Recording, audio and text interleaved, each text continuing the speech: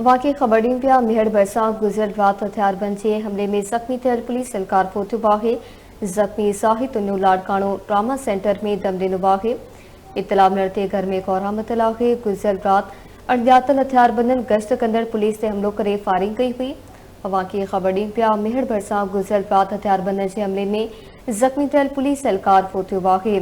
ज़ख़्मी Zahid उन्नू Larkana trauma centre में दम ॾिनो। इतला मिलण ते घर में कोरामतल आहे।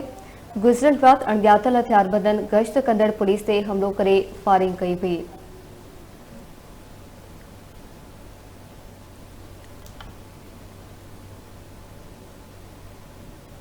मेरठ भरिसां गुज़िरियल राति हथियारबंदनि जे हमले में ज़ख़्मी थियल पुलिस एहलकार पहुतो आहे। वाक़ई ख़बर ॾियूं पिया ज़ख़्मी ज़ाहिद उन्नू लाड़काणो ट्रामा सेंटर में दम ॾिनो आहे।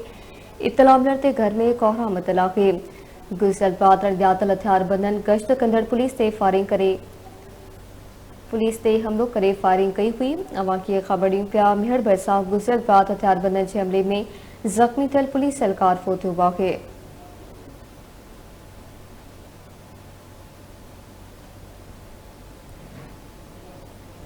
तफ़सील मलकंदासी अब्दुल्ला सुमरो खां। जी अब्दुल्ला आगाह जो।